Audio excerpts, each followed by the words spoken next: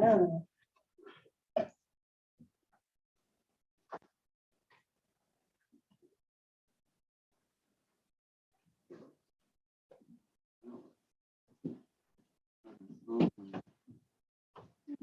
Hi, Max.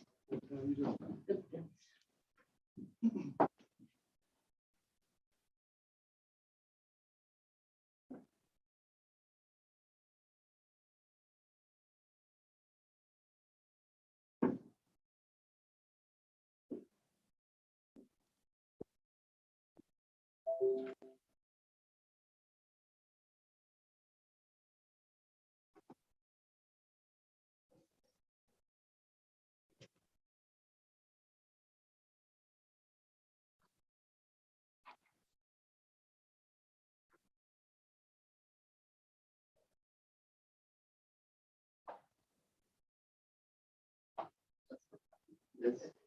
That's the one, all right, yeah.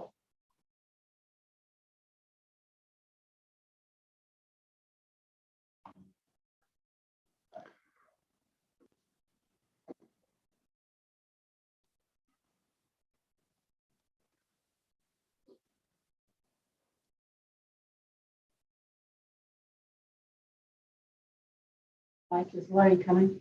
No. Okay. All right. And the recording is in progress. So, are you ready, Bob? Sure. Good. All right. Good morning. We will begin our administrative land use authority meeting.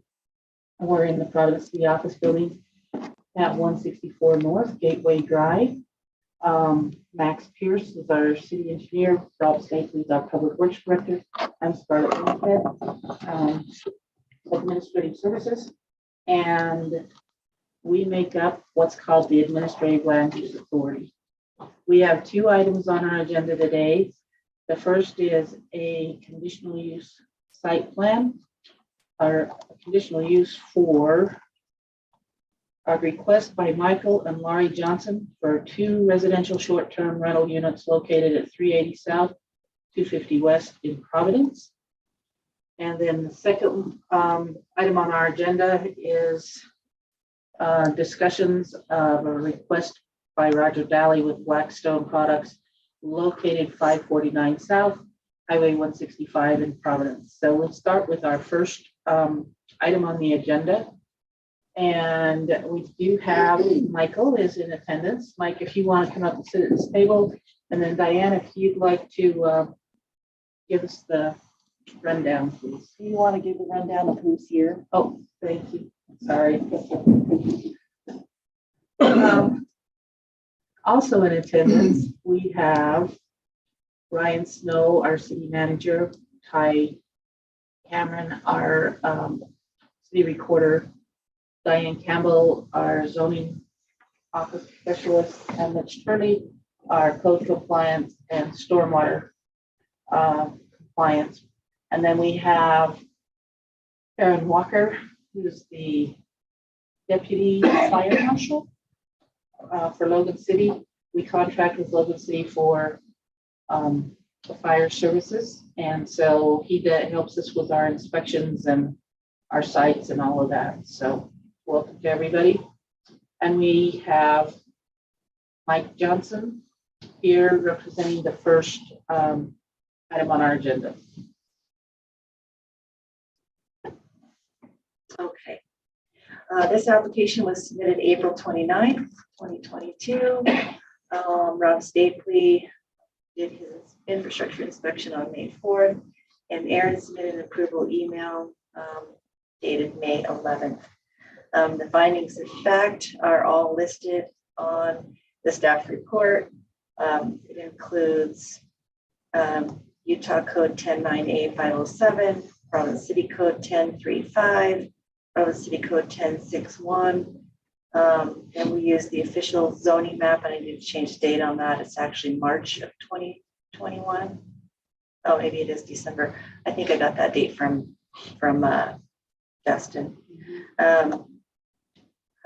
Let's see, and Providence City Code 1014 for bed and breakfasts. Conclusions of law. Providence City has adopted ordinances in compliance with Utah Code 109A507. 1035 establishes reasonable conditions. This is in the single family traditional district or zone. Providence City Code 1 provides that bed and breakfasts are permitted by conditional use as a home business in the single family traditional district. Let's see, what else do I need to say? Everything is listed on the staff report. The applicant meets requirements of the findings of fact with the following conditions. The applicant will apply for a business license. Once he is approved in this meeting, the applicant will meet the requirements for a home business listed in PCC 345. All the conditions are also listed on the staff report.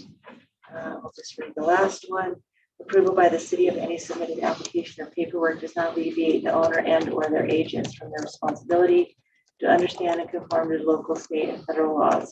Providence City approval is not intended to and cannot be construed to allow any laws to be violated. Mike, did you get a copy of I did. that? And do you have any questions about it? Nope. Okay. Max or Rob, do you have any questions? Well, Rob? I've looked at this one. It's pretty straightforward. I don't see any questions arising. I've talked with them there. Like I said, I know probably an issue with a lot of these is parking, but there's ample parking that's way off the street around the back. Yeah, a couple of things that I want to go over. On our staff report, Shane does a fine job on. We summarize things, but there's a couple of conditions that I want to go over to make sure that you're aware of them within the actual city code. And there's two places that it talks about home business and short-term rentals. We consider those as a home business. So in the actual home business section, it says regulation during license period, and it says it needs to remain clearly incidental and secondary to the use of the dwelling and not change the character thereof, not detract from the residential character of the neighborhood, nor physically change the dwelling to the extent that it would alter the residential character or appearance of the dwelling of the neighborhood, and that it does not create any disturbances such as noise, odor, fumes, light, glare, color, design, materials, construction, lighting, or vibration, or other nuisances, including radio and television reception, parking problems, impeding or disrupting traffic, either pedestrian or vehicular, exposed external storage, unsightliness, pollution that may be discernible beyond the premises, or unreasonably disturb the peace and quiet of the neighborhood. And then under the home business, in order to stay compliant with home business, the business owner must be a resident of the primary dwelling, which you are. You can employ family members that reside in the primary dwelling. You may employ no more than 4 individuals that do not reside there. You have to provide sufficient parking and needed facilities for employees and customers completely and entirely on the homeowner's land containing the primary dwelling or an adjacent parcel owned by the homeowner. Again, it comes out that it doesn't change the aesthetic character of the area or the zone. No commercial display other than an unlighted nameplate sign, and must comply with the business license code that I just read a section of. And then all home businesses are subject to all licensing, inspections, laws, regulations, etc. So as Diane said, this is a bed and breakfast residential, and it is a conditional use in a single family traditional zone. One of the things that I did that actually made us aware that you had it is we did get a few complaints that some of the people that were there on the short-term rental were maybe a little bit causing some loud noise or a little bit obnoxious and whatnot. So I think you need to make sure that even though that you can't always be there to make sure what everyone is doing, remind people that when they're coming to stay there, they are in a residential neighborhood. They're not in a commercial zone like a normal motel would be. And they do need to abide by the noise ordinance and things like that. And just maybe remind them that from 10 p.m. to 6 a.m. are quiet hours. So no loud parties and out in the street, things like that. You have any questions, concerns? So I never had a guest outside or lounge. From that. We'll make sure. Okay, all righty. Is there anything, all of that being said, anything either of you want to add? No, other than I assume Aaron's went over this and then you guys have crossed all those T's when it comes to the whatever fire regulations there may be related to an Airbnb. Aaron, you actually said pending approval, and inspection by the fire department will assess the smoke alarms, CO alarms, whatnot. So do you want to review that just a minute? Yeah, so just get in, Aaron Walker with the fire department, by the way, just get in touch with myself and Paul Brinson from the building department. We'll do a quick walkthrough, make sure it's got properly placed and functioning smoke and CO alarms and an extinguisher. And the size is specified on the notes there. We'll need serviced every year, so we probably should create an annual inspection where it's used for short term. Just make sure that extinguisher maintains accessible and current service tags. So unless Paul has something from the building side that I'm not aware of, that would be all I've got. Okay, all right, thank you. Thank you. Yeah, short-term rentals are considered different than, I guess for lack of a better term, a long-term rental, which is more than 30 days. And so the requirements under short-term rentals, some of the inspections and stuff that you wouldn't normally do on a long-term rental, we do because it's the business type thing. So Ryan, Ty, Diane, Mitch, any comments from any of you that need to be brought up? Okay. That being said, I would entertain a motion to approve the conditional use request by Michael and Laurie Johnson for 2 residential, well, these are 2 units within your house. Yeah. 2 rooms within your house. So, okay. Located at 380 South, 250 West in Providence. I'll make the motion. I'll second it. Motion by Max Pierce, second by Rob Stately. Any further discussion? Seeing none or hearing none. All those in favor? Aye. Aye. Any opposed? Voting was unanimous. So we'll just take care of getting Aaron scheduled for those inspections and your business license application and go from there. Hey, thank you for your time. It doesn't matter. I mean, in college and practice, we don't do breakfast for group. I assume it's just under heading. Yes, Correct. yeah. Thank you for your time and cooperation. Watch your email. Okay, our second agenda item, the Providence City Administrative Land Use Authority will consider for approval a request by Roger Valley with Blackstone products located at 549 South Highway 165. And the way this committee works, we have to do our reviewing in a public meeting since we can't get together and review privately because we are a public body. So if we're talking subdivisions, we can sit down and review those to our heart content.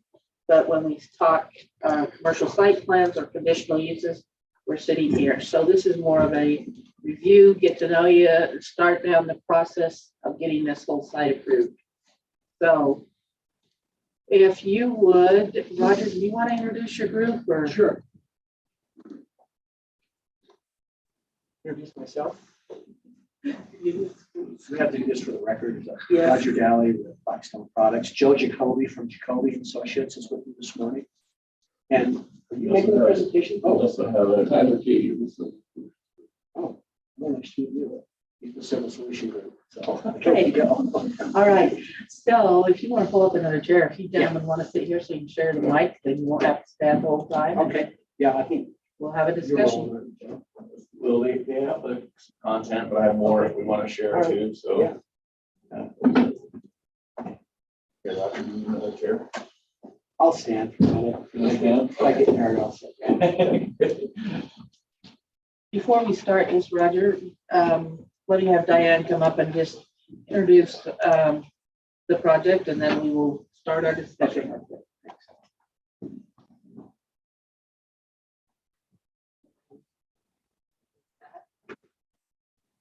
Okay. This application was received May 13th, and we had sort of a pre-application meeting via Zoom meeting on May 13th.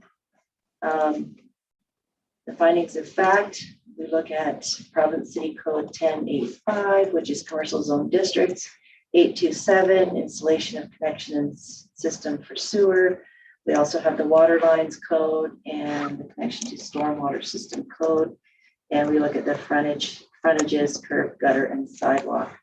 And we also use the zoning map revised, last revised March 2021. Conclusions of law, the property is located in a commercial general district.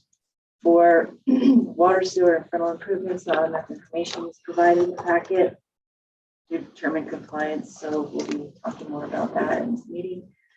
The applicant meets the requirements of 1085 with the following conditions. The applicant will continue to meet all relevant federal, state, county, and province city rules, laws, codes, and ordinances. The applicant will submit plans for infrastructure, including but not limited to water, sewer, stormwater, and frontal improvements. The approval by the city of any application or paperwork submitted does not alleviate the owners and or their agents from their responsibility to understand and conform to local, state, and federal laws. Province city's approval is not intended to and cannot be construed to allow any laws to be violated. Can I just have a preface too that, what we submitted are not final drawings. Right. We're only at the design development phase. We're moving into construction documents.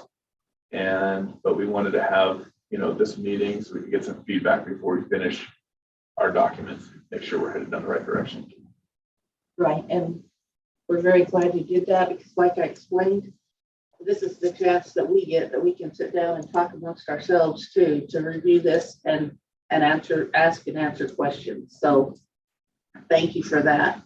That being said, let's just review a little bit what's in the packet. You've got the illustrations of the exterior of the building.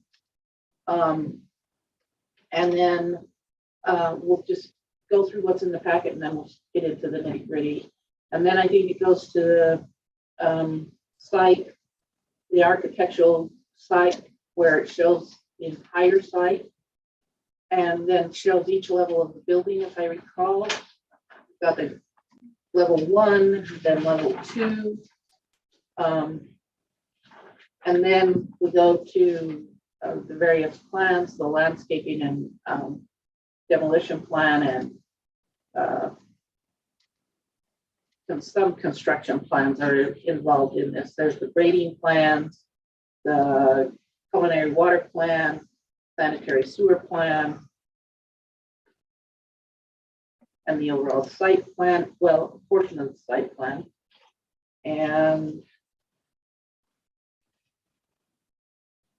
the dimension plan. So those are the documents that we're looking at right now. And yes, these are they're almost more conceptual than anything else at this point. I mean, I know you've got a little work, but for us, we're starting with your concept and moving forward. So Max and Rob, well, Aaron, let's start with you. What you did some looking into this and you want to review your inspection with us for your notes. starting with the end. Well, yeah. That's all right. Well, at this stage in the game, I've been working with these gentlemen quite a bit over the last little bit, but until we get there'll be a lot of discussions. The very nature of their business model brings in some interesting characteristics with the project in general, which I think are all workable. We can get through. At this point in the game, we would consider our access, which we've talked about, our hydrant numbers and placement, which we've talked about. And then we need a water model to see what the projected flows are down there, which I suspect it will be fine. We will need to, at some point in time, get you might call it a public safety site plan, where it has the dimensions and the weight ratings, the widths and all that of the fire access in there. The building does call for aerial access, which is 26 feet wide instead of 20. That's called out of a 30-foot mark. And I think the parapets run about 32 and some change, if I remember right, looking at the plans. Yeah, we're over 30. Okay, So so that will kick in. It's not a huge game changer. The code does call it along one full side of the building, which, because of what the ambiance you're trying to maintain with the project, becomes a little challenging. But I did have a brief conversation with the fire marshal, Craig Humphreys, on kind of what we had discussed and showed him that site plan, and a couple of different choices may suffice. We got a little work to do with some fold down bollards and some stuff like that, but overall I think we're kind of moving along. Yeah, we were actually thinking those side roads that we've created.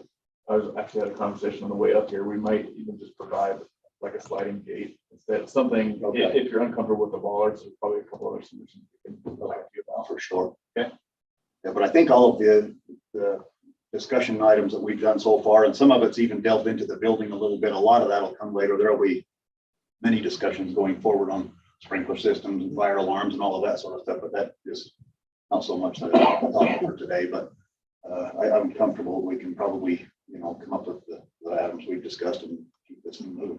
Yeah, we'll just keep all those conversations with you as we go. Absolutely. Yeah. Questions for me? Anybody? Otherwise, I'm Ron. Probably will be in a minute. Okay. I'll be back. Okay. So which one of you wants to introduce and kind of go through your method here? As far as just the overall plans, Yeah. I can. Okay.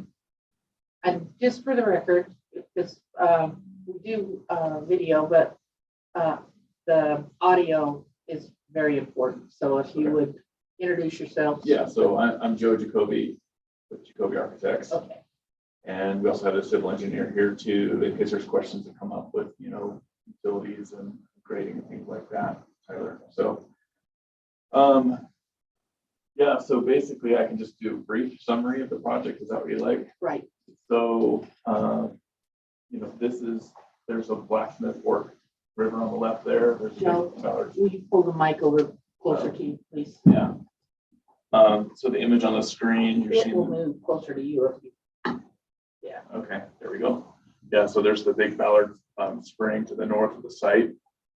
And this building is essentially, it's a corporate headquarters. So it has a mixture of offices and some research and development space, a small shop, gymnasium, common area, and some kind of interior plantings and some kind of unique setup for Rogers employees, to provide some amenities for his company and the people that are going to be in there. So this building is 2 stories, except in the common area, it's just more like one, larger height space. And it's roughly 85,000 square feet. And there's kind of divided into 3 wings. One of the wings is kind of research and development. One of the wings is admin. And one of the wings is more kind of like a fitness and gymnasium. And the way it's sited is really to open the wings up to kind of what we're calling the backyard. It's kind of, large, it's just a beautiful setting. And so it's just this kind of natural backyard where they can have some amenities for their employees, but also, display some of the products since, outdoor griddles, we were trying to kind of go off that concept. So there's just a lot of kind of natural landscaping, pretty big area, and a little deck over by the pond. So just kind of trying to capture any sort of natural outdoor amenity that this may have. The building will be LEED certified, so energy efficient and kind of environmentally conscious. And to the south of the building is a parking lot. And overall, there's roughly 200 or so people in here, so it's accommodating that. Several electric vehicle charging stations, and then a little kind of pasture out front, right? So we're trying to keep it with some of the agricultural setting and vernacular of Cache Valley, but also provide kind of the modern amenities of this headquarters. And then right now, what we're doing is there's a kind of a dashed line in that image there that's showing what will be part of this phase 1, and then to the west will all be part of phase 2 that's kind of up against the river there. That's just the general overview. I mean, I could go into much more detail. When you're talking about the dashed line, you're talking about that blue line, right? That's correct, yeah. Okay. And I apologize if I missed it, but do you have a dimension anywhere about how far you are from because you've got the floodplain illustrated, that gold line, but I don't think you dimension anywhere how far you are from it. Have you, Tyler? Yeah, I mean, we could provide that. If you could, that would be great. We cited the building to make sure that we were, outside of that floodplain. Right. And, obviously a buffer to spare too. Yeah, it would just be nice for us to be able to have that connection. Yeah, we can provide that. Scarlett, is there a dimension they need to meet? In other words, what does the code say they have to be out of how far do they have to be out of the point? I have to look it up, but we'll look at that and see. We talked about that and they were going to make sure that they were, so.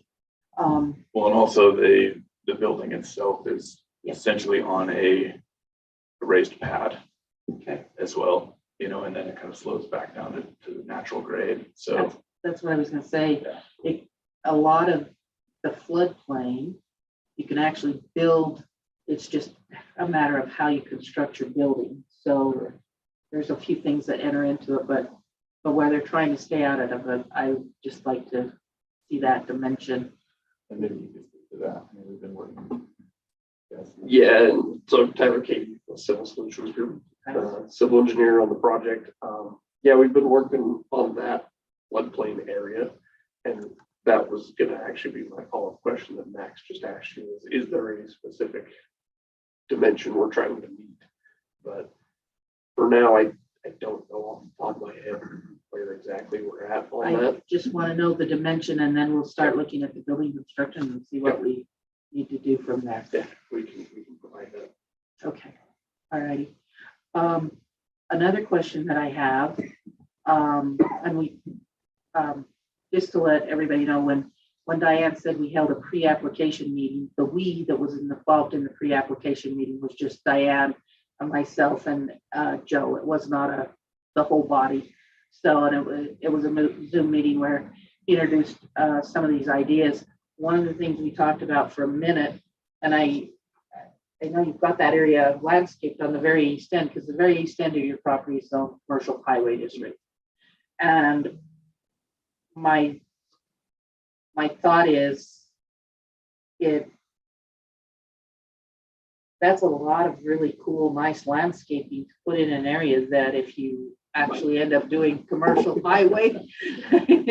So, Yeah, that might not put in the budgets for it. That's just pretty on paper for right now. okay, I don't know that we'll landscape that along the front, but we will clean it up. yeah, And then whatever requirement we have curb and gutter along the highway that we have to do, whatever we have to do, we'll do. okay, And I don't know that we'll perfectly landscape it like that, but I'd like to just keep it pasture for right now. okay. And either we're gonna let rope out and keep cutting the hay off of it, or we might put some horses in there or whatever. All righty, that'll be nice. Yeah. But speaking of the highway, I know I don't remember what they call those meetings. I keep thinking of them as camp meetings because that's what they called them for years and years, but they don't call it that anymore. The UDOT meeting that you had on the access management plan. What did they, you want to review the results of that? Yeah, as you can see, the driveway coming in is kind of curved and it's not right against our property on the south end. They want us to match up with the house across the street east of us. I want to have a further conversation with them because they also want us to share that driveway with the landowner to the south, which is in Millville City.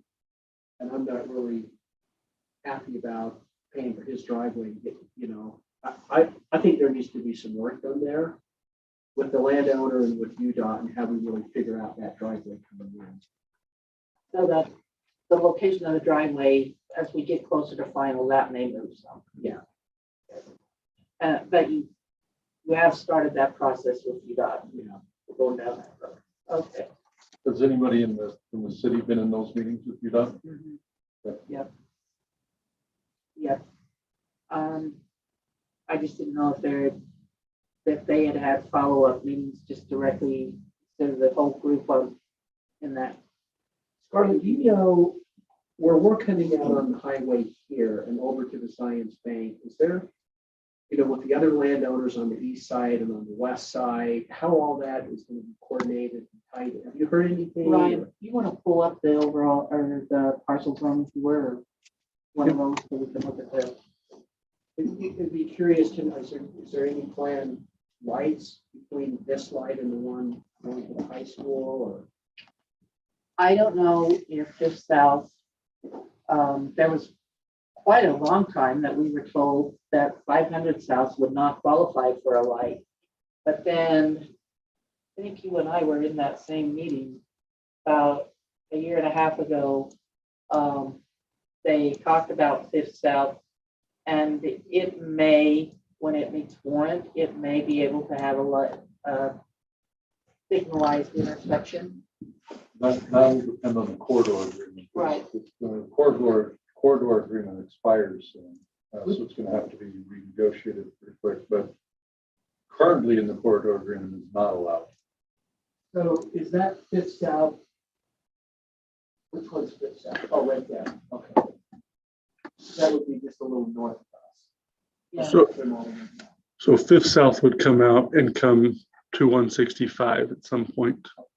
And with our classification of 165, there's a high chance that it would have a light warrant it someday. Because it's classified as a major collector. Yeah, that would be beneficial to us. If there's a light there, then our folks coming out can wait for that light, turn red while they turn left to right. Like that coming out of our parking lot. And as far as probably the city goes at this point, there was a point in time when we had a thought that there would be another road further to the south that would come down, but that's not there anymore. So From the east. yeah. So right now, this south would be our furthest road until you get to, what is it? No, there's the one, it's our 1000 south. It's Millville's 500 north, and I don't remember what the county address for it is.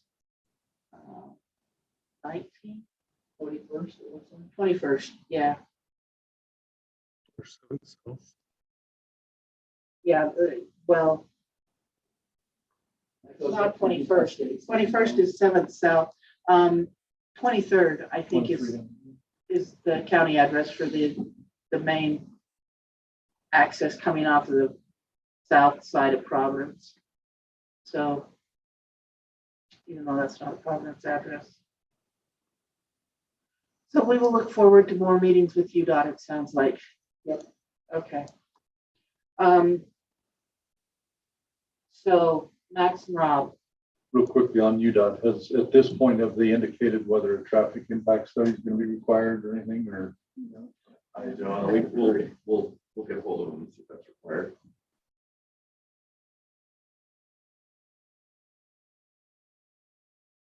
I actually think they will be, and because I was going to follow up on that and see if they had talked about any additional need for deceleration lane, Right, acceleration lanes or anything. Yeah. So- get a little right turn lane. And I think you said that, but will you remind me about how many, when you're fully staffed, how many employees do you anticipate? Well, right now we have about total in my company, just under 200, but probably 60, 70, 80 of those work at our distribution centers in the building. In the office building itself right now, it's about 120, but we have enough chairs and desk spaces in there for about 285. So it's hard to say because we won't move in there until late next year or beginning of the next. So 23, early 24 before we move in. We could be at maybe 50, 60 more head count than we're at right now. So 200, maybe 225. I'm pretty sure that would trigger the study stuff. See what they say. Yeah, we were talking. So real quickly along those lines, real fast, is there plans, and you do have it shown to be phased, is there any thought that you've given as to expansion in the future? For building space, yes. So if you look at that site plan, it kind of dashes in potentially an extra wing. That little Off of the rectangle on the. Yeah, it goes east. And then off of the research and development, growing that wing like by 40 feet. So we've accounted for all that in adjacency to that floodplain. And even with the fire lanes and everything. So One other thing, the county people talked to me a little bit. Well, Tim Watkins, I think, is his last name. He's one of the county planners, and he chatted with me a little bit. They would really love to see a trail system that goes along the Blacksmith Fork River. You got all kinds of cool looking trails and things in your landscaping plan, but would you be amenable to working out maybe the furthest west one as some type of a public trail, or what are your thoughts on that? Yeah, we're completely open to that. And we've been working with the adjacent property owner, who's a good friend. Oh, she's sitting right behind us. Yeah, we'd like to see this connect over to the Logan River Trail system and continue further south. Okay. I don't know, is there a trail on the east and west side of the river? Is it just on the west, just on the east? We don't know yet, but we definitely want to connect on to that and have that work. Okay. All right. And brought it up, we do have Kathleen Alder, who is an adjacent property owner, and she is also our mayor of Providence City in attendance with us.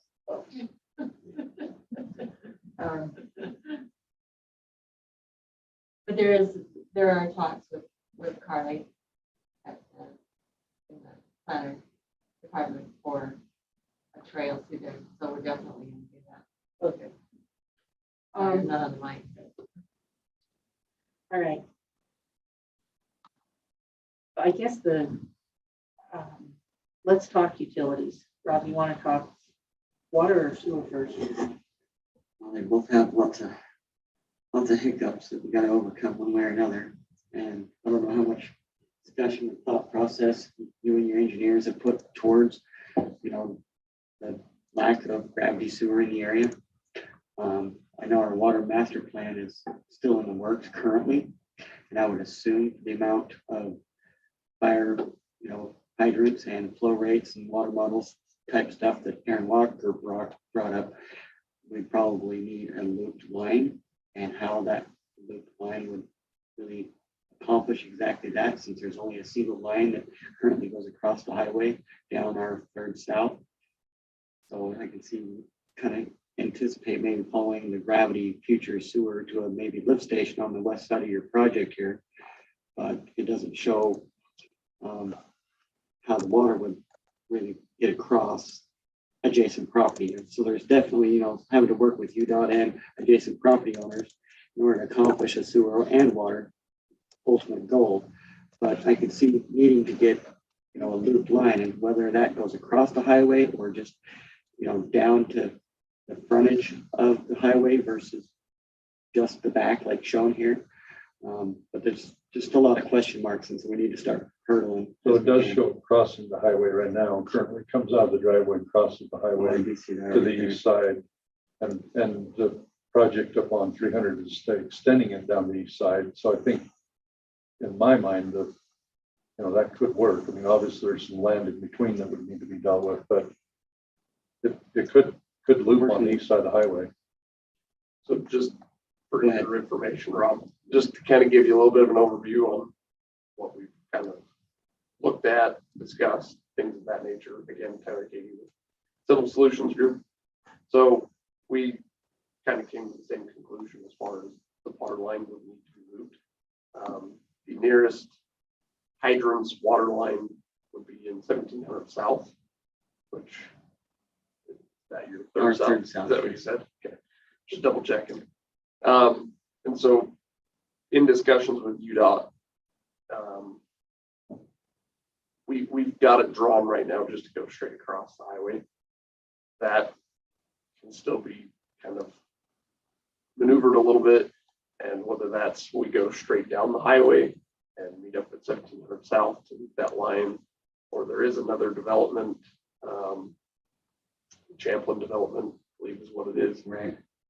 And Judge's Car Wash is going to be extending out of our third south to the far south end of their property, I do believe, which kind of takes care of some of that distance, but definitely doesn't get all the way no, to where you're showing it still across. 100%. And right now, again, it's just kind of shown as a stub across the highway. There's definitely no final plans as to where it goes. But then the other side of the loop with the water and sewer, we've got it actually shown going out the back of the property.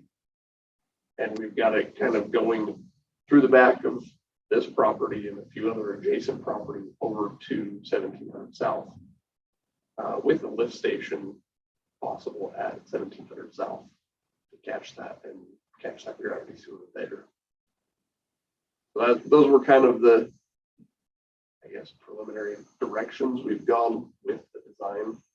You've kind of reached out to some of these adjacent property owners to start working on potential easements before you hit roadblocks too far. Yes.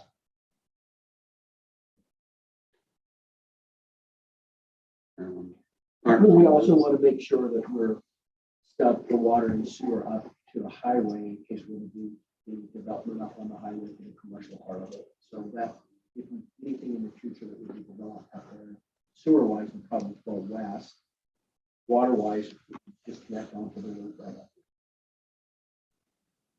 It looks like there's ample UDOT right of way to potentially put a water main down the east side of the highway and staying, off of Marlon Hoff's property with an easement, but just a thing we need to look at real closely, because with Ballard Springs, that's kind of its own obstacle, and you've got to work with adjacent property owners. So that's just a really important hurdle. We want to get some T's crossed before we get too far down the road. So Rob, what are you thinking as far as width of easements? If they're going to be negotiating easements, and is that line going to be a public, private line? What's in your mind?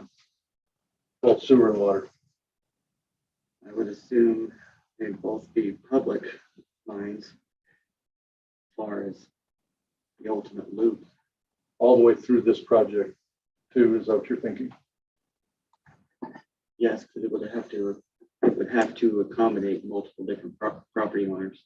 And so I would assume we would want that easement in order to put that fire line loop that everybody in that commercial area, whatever it ultimately becomes zoned, access to utilize that line. So I'm going to jump ahead. This might be something Tyler's thinking about, but where would you envision the water meter going then? I mean, I don't know if they know a water meter size yet, but this water meter for this water line's looping right past the building. Can they put the meter right adjacent there somewhere? I would assume right on the edge of their property, wherever it makes the most sense geographically, along with a fire loop. They're going to have a separate fire line that comes off of that loop line through their property in order to, go into a fire riser room or something rather somewhere. So that would be private infrastructure within their property. But to get it there and have that looping need, Well, they're showing it Yeah, looping separate. throughout the project. So actually, I mean, and again, maybe we're getting too far in the weeds, but I think it's warrants some thought. Because they start to draw that stuff up a little more finalized. They're gonna want some direction as to what is private, what is public, where does the water meter go? And, what's owned and maintained by the city versus what's gonna be private. Just a quick question, because I totally clueless and apologize for that, but in your research and development, do you use water much in your processes? Not too much, really just for washing and cleaning and such. We don't use a lot of water. Okay, I was just curious. Have you done enough homework to decide how big a meter you might need? Okay, Not quite for. fair enough. But along the same lines, I wondered if you had any ideas of watering with secondary water or any of that kind of stuff. For irrigation, we have water shares that came with the property. A lot of the landscaping is natural as it is. We're trying to do a lot of preservation. There's a lot of birds that live down there. We're going to try to not chase them away as best we can. Big ones. Yeah. So what questions do you have for us? One of the questions, well, I think the biggest question is utility.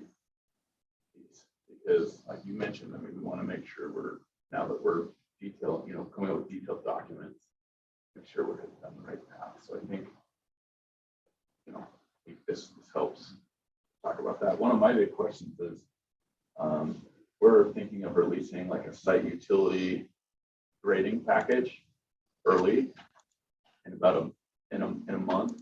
As we're developing our drawings for the building and all that, we wanted to make sure that kind of this, something that could be going on while we're finalizing the building document. And so one question I have is how do you typically deal with permitting the work when it's just a site utility and grading package? That's something that go through city or the county. Who would stamp our drawings for when it's a limited package like that? You want to take that or you want me to, or? You can take it. So yeah, usually we would want to see a full set of, construction drawings for the civil package. Excuse me, and we, the city would review those, approve those. The county really doesn't get involved too much in that part. They mainly do the building inspection. So that would all go through the city for permitting and inspection and so on and so forth.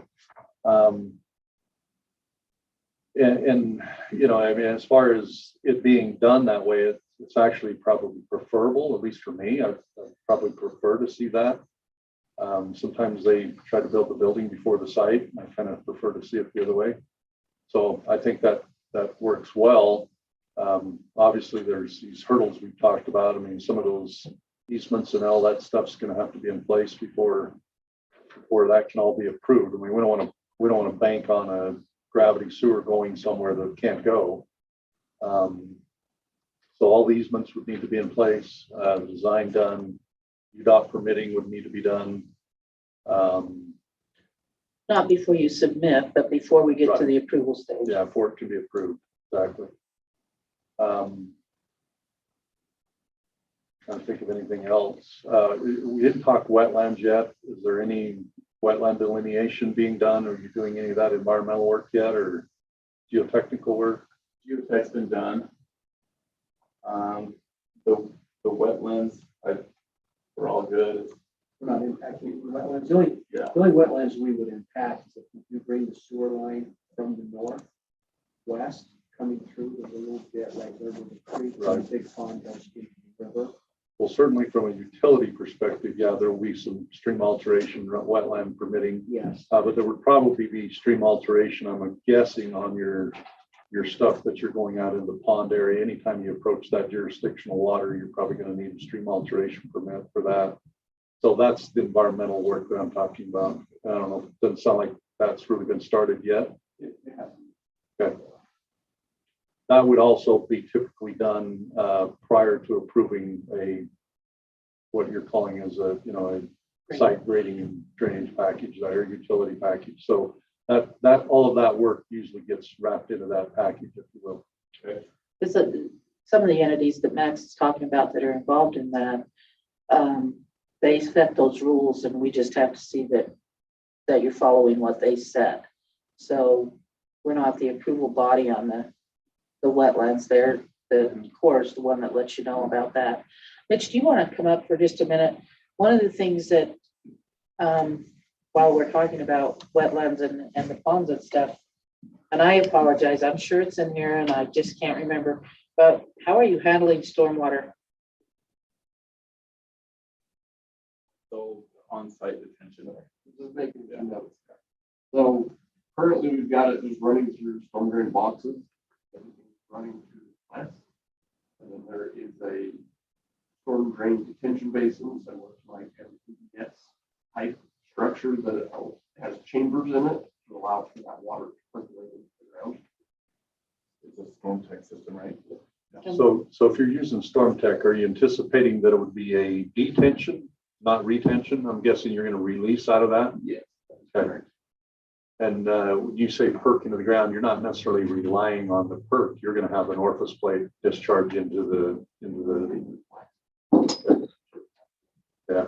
And is that shown, is the preliminary placement shown on these? Yeah, Okay. it's housed in green. It's Oh, okay, that's right. C302. Mitch, do you have any questions or comments at this point about that? No.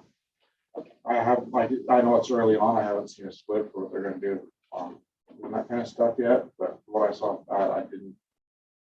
Everything will get to me. Yeah, we don't have a split plan yet, right? Yeah, We will go I- as we can documenting that. And we've kind of changed our process on that. We're asking for those quite early on, and now we kind of feel like we need to get a little farther down the road so that we don't kick you into the inspection category too soon.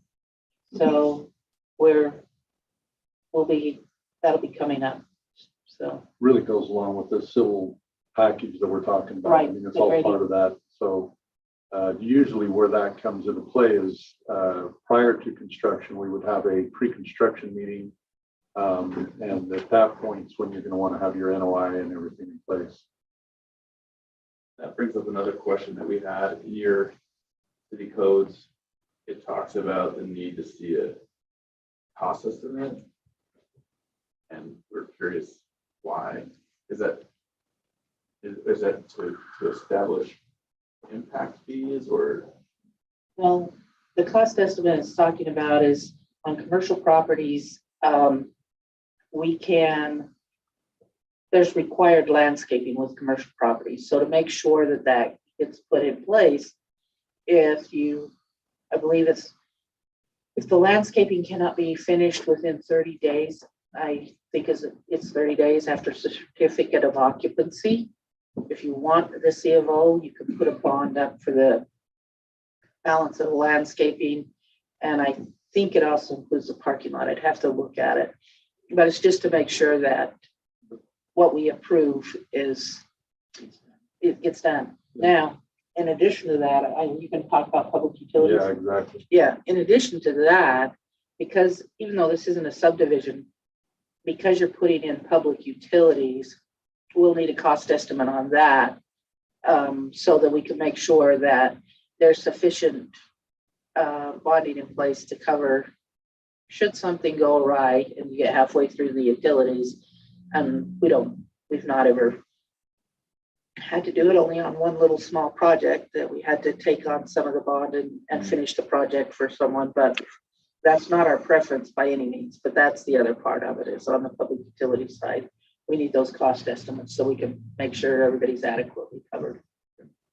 So part of that, I guess, one of the questions that I had really for Scarlett and Rob mostly was, you'd alluded to it earlier as far as improvements along the highway. That would also typically be in that cost estimate. And so we ought to talk a little bit about what that is: a curb gutter, sidewalk, landscaping, lighting. I mean, what is it going to look like, I guess, in your minds? Okay, that's what I thought, but I just wanted to make sure that you guys are aware that that's what we've typically done along the highway is curb gutter, sidewalk, and then the park strip be landscaped and lighting. Probably to match Rob's done a little bit of homework or a lot of homework maybe on lights that the city has used on the rest of the highway frontage. So that's something that would probably help you out with as far as Talking the like lighting. street lights. The same decorative street lights you see in front of Macy's. I didn't notice that. In front of Macy's and along First North on the Macy's side. And Judge's Car Wash has actually also incorporated those same lights in front of their property on the highway. And I know that AmSource is planning on extending some lights all the way to Discount Tire, those same lights. So the highway is kind of getting that decorative street light look to it. And like Max said, there's also required landscaping in that park strip. And even though it's on UDOT right away. And so curb gutter and sidewalk. If we're matching the lighting just on the highway, can we stray from what that lighting is once we get into our parking? Yeah, I've got all the details of what that lighting is. He wants to know if they have to continue with our decorative lights or they can do their own. No, You only have to do ours on the public infrastructure. correct. And you have all that information? As far as the city's version of decorative lights, yes. And that would probably likely be a separate electrical daisy chain, if you will, when it comes to what you would want to design interior. So if we reach out to you by email, we can get that. So on those city lights, do you guys flip the switch for that?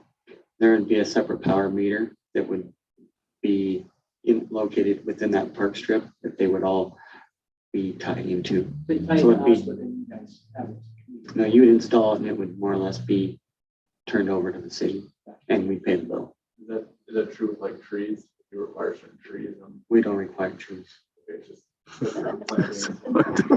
In park strips, I'm anti-tree guy. I'm sure some people would disagree with my opinion there, but No, actually, the landscaping in the park strip is actually your responsibility to maintain, so. But yeah, we are not I like trees, but if they're on the property side of the sidewalk, that would be great. yeah, we'd much prefer private property trees to park strip. I have one question on utilities. What about fiber optic stuff that's going in right now? Is there any plan that we would really? Brian, do you want to address that? We'd like to have you on fiber optics. We'd like to figure out how to do that and make sure that we get that because we'd like to have fiber optics to all residents and businesses within the city. Is that line already running down the highway? It's not yet. Our commercial area of the fiber is actually the final zone that we're currently working on, so it'll be a year or so down the road.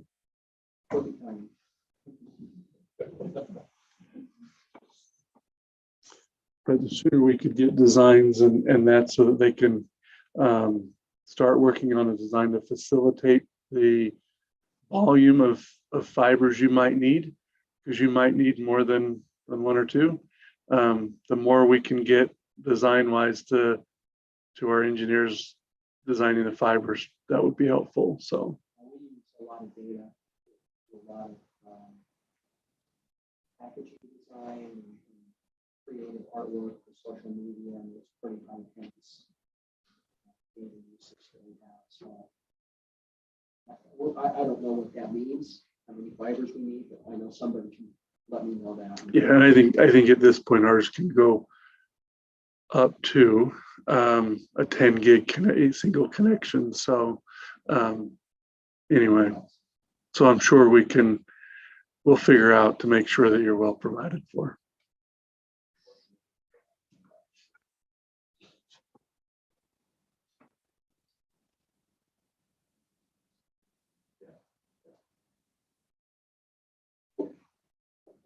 Other questions? Yeah. I think you've answered most of them. I mean, I guess the one question on like the lift station, and it kind of goes back to what's private, what's a part of this particular private construction budget versus what's public. So on the utilities, as we get you know, if there is a lift station or whatever on 17th South, you know, is that something the city is providing or? I was wondering if you guys have already maybe discussed that a little bit when it comes to different options on how that infrastructure could get incorporated into your plans, dedicated to the city and impact fees and all sorts of different avenues on funding and reimbursement, but I'll comment a little bit on that one without being committed to anything. Knowing that this is a public meeting, I realize.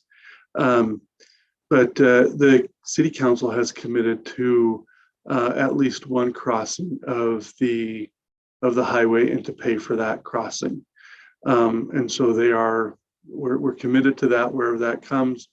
And I suppose it's probably a first contractor that's ready, and we would participate in that project to cross the highway. So in order for it to get from the west side to the east side on the pressurized line, and what that entails, you know, we have that budget. We have a budget for it and a approval from the council for that. The lift station itself, the council hasn't acted to approve, so I can't commit. But I would say, I believe as reading the master plan, we're understanding from the cemetery, from the sewer master plan that we're expecting a lift station, and maybe that part of that project would come to the city because of our impact fees are including part of that calculation. So what amount the council may commit to will be up to them. But I would say from the master plan and from the impact fee, we are anticipating some cost towards the lift station. To what extent, I can't commit yet. That'll be a council decision, if that makes sense. Like there's some items that reimbursement. Yeah. Like if you're paying for constructing. Well, that might be closer. Sorry, talking about reimbursements, if this project is paying for certain infrastructure that then is going to, you know, like be available for future landowners or along the way, is that are part of those reimbursed? And then there's also the timeline. You know, if this project is done, you know, late next year or early the following year, will some of those things be in place that we're tying into? Because otherwise, you know, Roger wouldn't be able to open. Well, yeah, I want to clarify a couple things, Ryan. When you were saying the pressure, I want to make sure I understand. You're talking pressure sewer crossing the highway, right? That's what you're talking about. Correct. And then your statement, Joe, just now about you know, in the future. I mean, if you're planning to get a package out here soon, then some of that stuff's got to get decided, right? I mean, fairly quick. And I think that's why we wanted to try to have this conversation while we're still in, you know, design and not Right. the final drawings. Yeah. Our code does have a mechanism in it for reimbursement on infrastructure. If you put it in and then a neighboring property owner gets the benefit of that, and it's kind of a prorated thing. So there is a mechanism in it, but once again, that's one that has not been used for quite some time because our infrastructure, this is the first time we've had to leapfrog for infrastructure for quite some time. So we'll have to look and see how that works. But unless there's anything else you want to add, Ryan? No, I mean, I think at this point, we need to get figured out who the first one is. So that's kind of the difficult piece for this is who's the first one ready. If you're the first one ready, then that agreement to maybe have your contractor build and the city contribute at certain points to make it work. Because obviously we want to make it work and need to help at some stage, whether that's the city paying for certain infrastructure or getting agreements from adjacent property owners now to get certain infrastructure put in while it's going in, or I mean those kind of things will have to be worked out. But the direction kind of makes a difference, and and the volume of your sewer kind of makes a difference, and some of your adjacent landowners makes a difference. I think So that's why the question's been raised, is because it seems like this project will be the first one ready to go. Right? at this point, it looks like it, but it 2 years ago, it would have been a different project. So it looked like it was the first. And so at this point it does. And so we're excited for that. But yeah, I mean, that's really the kind of question, how it works and which one is ready first. And then we got to fill in some of those gaps. And I think we're looking to fill in what gaps we need. So. So I have a question on utilities on sewer in particular, because I've seen that Logan City has sewer lines into Blackhawk condominiums, and they have fire hydrants all the way up to the corner. Don't we pump our sewer into Logan City eventually anyway? I think I know where he's going with this, and I've had plenty of Well- meetings and discussions with Yeah, Logan can't we City. can't we just go wishing west? that we- No. Is there a pipe- The answer is no, it's not big enough. They've told us no. It's long So story short. In the end, yeah, we're going to summarize that they've told us no. Either not big enough pipe, not big enough lift station, not big enough something, but they've indicated a no to the direction. Going downhill, let's keep going. Understood, but at this point, that's what they've told us. So Yeah, I figured, but I wanted to ask. It makes a lot of sense. Gravity. So it seems like if we're releasing early site utility package, a lot of these agreements need to be in place. So we know what to expect from like a public utility versus a private tie-in. So I'm gonna ask another question too, because the land just to the south of us, we were gonna buy that 8 acres, but it's in Millville City. We ended up not buying it. And I think some folks who own that, I know them, I haven't talked with them. I wouldn't be surprised at all if they want to do something earlier, that they don't try to annex into the city. I don't really want to build a sewer line to my property and have them try to dig it up after we connect onto that pipe. Is there any thought at all to, that whole south, going to the south into Millville? How do you guys deal with that, I guess is my question. What's the thought? Brian, you talked to Millville a little bit, didn't you, or did you? we've talked on different sewer ones, but at this point, if it's in their city, they've got to kind of plan for it. We would say if there's a potential to have it stubbed out of your infrastructure so that it could be at some future point, that may make sense between you and your neighbor.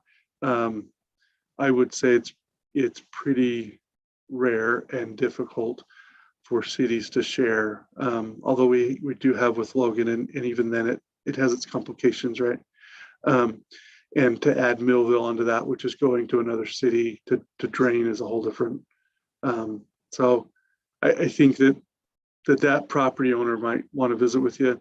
But at this point, we'll see. I don't know that there will be an answer at this stage. I do believe that Millville has designed it, probably where they're putting the sewer line in for their entire city. They have designed their system to provide sewer to that area in their city. And I have not seen that design, so it's good.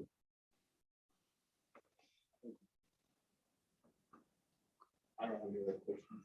I do have one more. Let's build it. On the right of way widths for the water and sewer, what would you be looking for on those? Just typical 10 foot or larger? Easement and right of ways can sometimes vary when it comes to where it's at. Typically, I'm looking at the desire of a 30-foot easement. But when it comes to a right of way, whether or not it makes sense to try to accomplish an actual dedicated city right of way on that west side that goes to Third South, that's definitely open for discussion. I'd be interested to be involved in that discussion. The width could maybe vary if the sewer is not really deep, then that, different variables change the need for the width of that easement. And so, So one of the things, Rob, I don't know if you're looking at C302 right now, but their sewer is shown on the C302, and typically, Tyler, this is why I asked the question earlier about it being private or public or whatever. If that sewer, the way you've shown it, was to be public sewer, the city normally likes to get access to the manholes with the tractor truck so they can jet them and clean the sewers. There's a couple sewer manholes there that look like they'd be very difficult to drive to under the current design. So that's just the two that's showing. Now it goes to the north. And so, you know, it's going to be out through undeveloped land and very hard to access potentially. So those are things that we need to talk about. We need to think about if it's going to be public. If it's going to be private, then I'd still recommend you get access to them, because no matter who owns the sewer, it's got to be maintained. But that's something to be thinking about as you lay those lines out and the manhole locations. And that could be actually a combination of both. Because at the main line that goes on, that connects, the skeletal part of the sewer might be public, but what you need on your interior to operate your business, that would be private. So kind of the same situation as in a residential as a PUD, where the mains would be the main around the skeleton, the exterior would be city, and then all of the interior stuff is private. So it's probably going to be a mix. Yeah, I would think so too. And I look forward to, you know, right now recognizing that the offsite improvements of your utilities are not shown in here, but it would be wise, I think, for all of us to get together and see that and discuss that. And, you know, as we proceed with who's going to own it, who's going to maintain it, who's going to build it, kind of thing. kind of loops back as well in regards to that trail that we started this meeting off with. On those 8 and 10 foot wide trails, accommodate utilities underneath them and access to manholes quite well. So I see all this awesome walking stuff and trail planning. You start trying to put those trails on these easements with these water and sewer lines underneath those trails, and you have access, and if they work well together. So in design, yeah, that's an excellent point. The thing of the floodplain comes into that as well. Obviously, in sewer line, water line would need to be above that floodplain elevation, so you don't get the flooding, you know, entering your manholes and stuff. But yeah, Rob's got an excellent point there. You might be able to incorporate the trails and utilities together.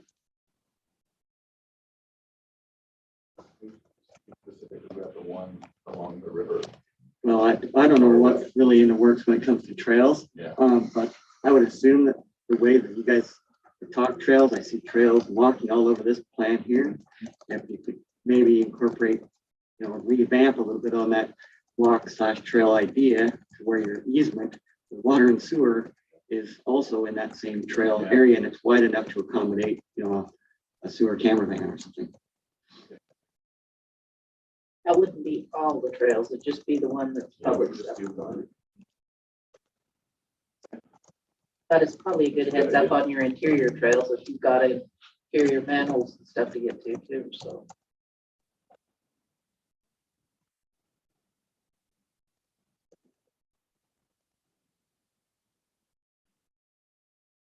Bob, Max, anything else?